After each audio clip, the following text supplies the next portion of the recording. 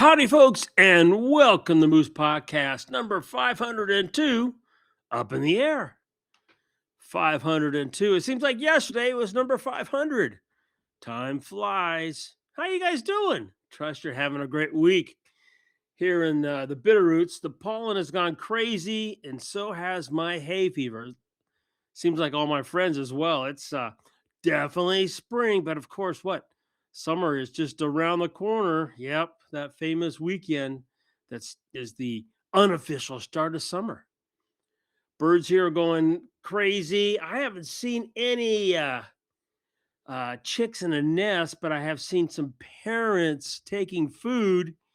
So it's either to feed the mate or newly hatchlings. So we're out spying. How about you? Have you got some little ones that you're photographing? Got them in the viewfinder? If you do, I hope you share the pictures. I'd love to see that.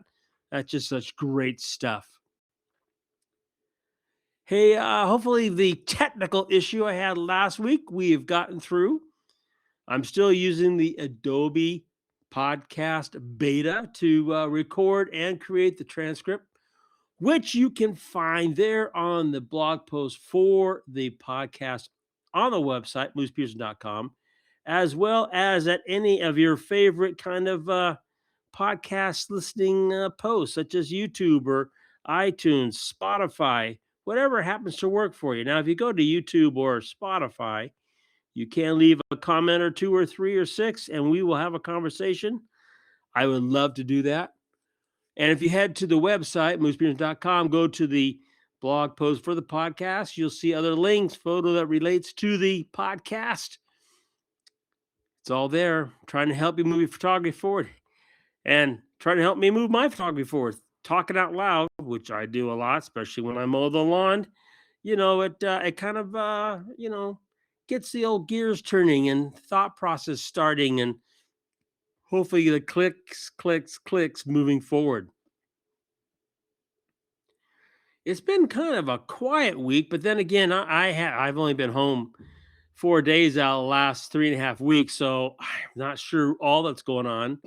One of the big news things I'm happy to share with you is that, well, don't talk about it much, because I think this must be the podcast for catching up on things I don't talk about. But anyway, I've used Nick filters in Photoshop since, well, before you guys knew Nick was around. I was one of the first beta testers for it back in the day, and I still use Nick. I use Nick Color Effects and Sharpener Pro, if not daily, every other day at least.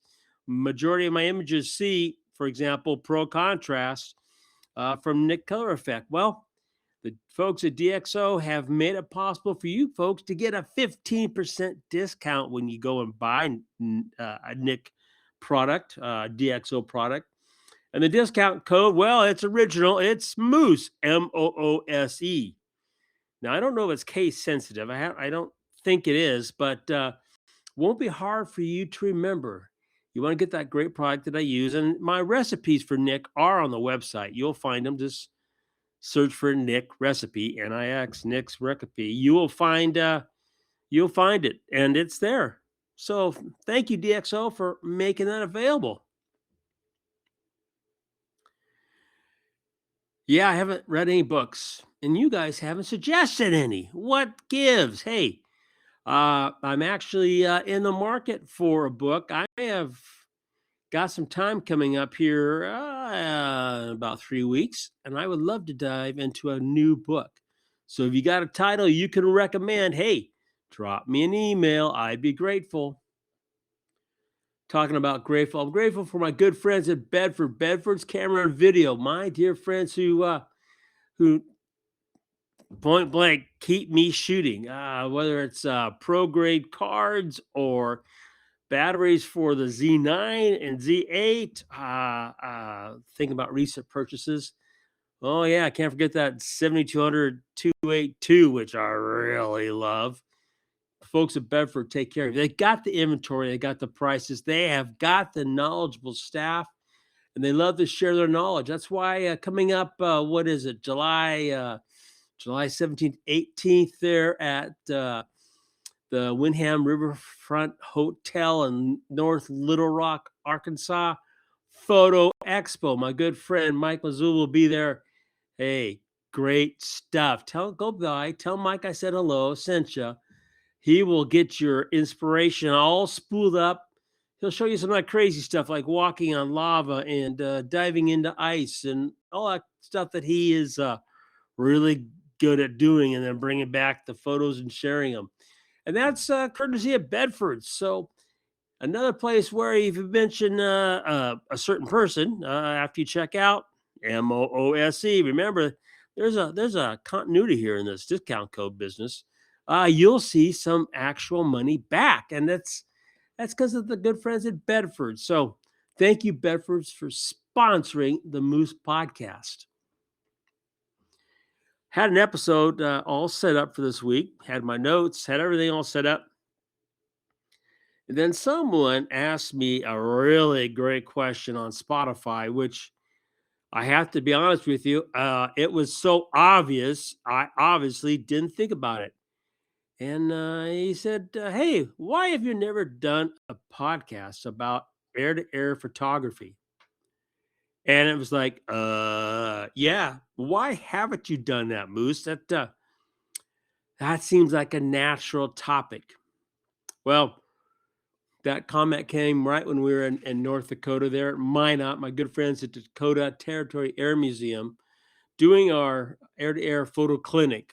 It was great. We made one change. We dropped it down to just 4 people, and it was, it was spectacular. They had P-47 Bonnie to photograph and a Hurricane to photograph, 2 really iconic aircraft from World War II with Bernie Vasquez and Warren Peach at the stick. It was marvelous. So air-to-air photography. I don't know of a greater adrenaline rush in all of photography. I know there will be people who would probably, take me to task on that, but I've done a whole bunch of different genres, and when your butt is strapped to the floor of a plane and there's nothing between you and what you're photographing because there's no door on the side of the plane, and then you've got that plane just right there parked off your wingtip.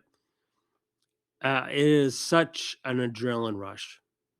Well, how do you get there? I mean, that's really the big thing, and I recommend this. And people think I'm nuts, but I know my editorial success comes from this, and that is starting with on the ground. Seriously, not being up in the air, being on the ground. Statics. I take great satisfaction in the statics that photographs that I've been able to produce. You have basically 3 different aspects to aviation photography. You have statics. That's planes that are parked. They're not moving anywhere. We're not talking about planes on a stick. We're talking about planes on a ramp, maybe in a museum in a hangar. Next, you have ground to air. That's where you're standing on the ground and the planes are flying. Then you have air to air, where you're in the air and the plane's in the air and you're flying beside it, and you are having a great time taking some amazing photographs. Well, why would you start on the ground? Well, there's a lot of reasons. The main one is got to know your subject. Whether you're photographing coins or people or critters or aircraft, your knowledge of that aircraft will definitely dictate how you tell its story. You've got antiques, you have warbirds, you have general aviation, they call it GA. You've got a number of different types of aircraft. You go about photographing, at least I do, each one a bit differently. That's important because in the process of telling a story, understand you're not the first photographer to come along to a pilot. And you have to realize that there has probably been more than 1 or 2 photographers that have come along and have burnt the bridge with that pilot that you might have to reestablish. And knowledge of their aircraft, the smallest little trivia, don't need to be encyclopedia. You don't have to be Mr. Know-it-all. Just know a little bit. You'd be surprised how doors can open. And when you show genuine interest in a pilot or a plane owner's aircraft, and it's genuine. They see it, and if besides biologists, pilots and plane owners are probably the most genuine, want to help you, great people when it comes to photographers that I know of. They'll open up their hearts, their wallets, their passion, their knowledge, and it will flood. And it's absolutely just an amazing experience to be part of that download of goodwill coming towards you. So it's important. So how do you start photographing statics? The easiest way to get a variety is going to an air show. Now, folks assume I shoot a lot of air shows. I do not. That's not my stick. For a number of reasons. First, if you look at the back of your ticket for an air show, you'll see that your photographs, while they might be yours, you cannot use them in any commercial way, and sometimes not even editorially. So for myself, taking photographs I can't share, yeah, not something I'm going to do. Now, yeah, you can put them out on social like Instagram or Facebook, what have you. But that's one reason. The other one is I I've you could say put my time into air shows to learn what I need to broaden my horizon. And what might that be? Well, what kind of aircraft do you want to photograph? And there's, like I mentioned, a bunch of varieties. I learned right off the bat, for example, that modern military aircraft just wasn't where I wanted to put my time for a couple of reasons. One, I knew they weren't going to put my big ass in the back seat of a plane and take me up and do air to air. It just wasn't going to happen for so many reasons. So, an air to air is really where I like to be.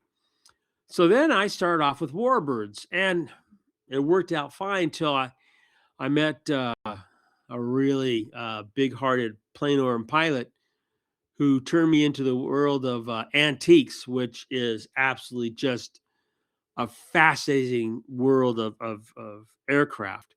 So that's kind of where I've put my hat, was with antiques and warbirds, and really more antiques than warbirds.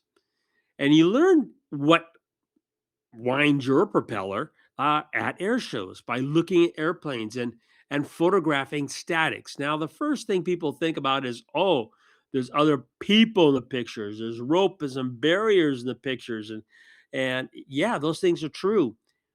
Guess what? You need to learn how to deal with that. And if you learn how to deal with that, and a plane or a pilot sees you doing that in a professional manner, and then if it's with their aircraft and you show them that photograph of their plane in that scenario that you have made those people and barriers disappear, it makes an impression. And that's how you start getting doors open to further move their aviation photography forward. Now, next comes that ground to air. Why would that be part of the progression of getting to air? One of the big things you have to think about when you do air to air is backgrounds. And people, you don't really think about it unless you've been up there, but the perfect background, you're going to see it for a millisecond and you'll never see it again because you're always moving. You're moving forward.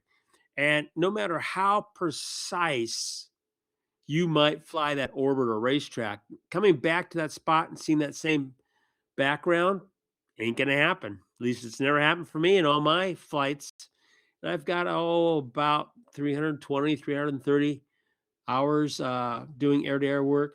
So that background, it's everything. People ask me, how did I kind of get so good at air to air photography? Well, I think of it as a combination of wildlife and landscape photography. The aircraft is the critter, and the rest of the photograph is the landscape. So placing that aircraft in the right landscape with the right light, it's what's made me successful.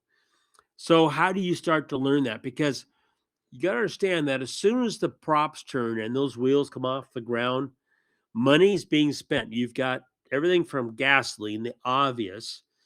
Then you have the things that are unobvious, like you have the 50, 100 hours on the engines that they got to spend money at, look at, replace parts. You then have the annual on the airframe. All those things, they're not inexpensive. And right now, gas has really gone stupid. The other thing, okay, besides the practical, is the fact that photographers have been killed doing air-to-air photography. Uh, that includes the big boys, like for the U.S. Air Force and stuff. There's some very famous air-to-air catastrophes where the pilots, the planes, the photographer, they went down. I mean, there's an old saying: there's more submarines stuck at the bottom of the ocean than there's planes stuck in the sky. So that's how you get into the plane, do air to air. Now, is there more to it than just that? Well, what do you think? So I guess maybe you'll have to come back next week for the next episode for part 2 of Up in the Air. You folks have an absolutely marvelous week. Appreciate stopping by. Remember to make every click your story.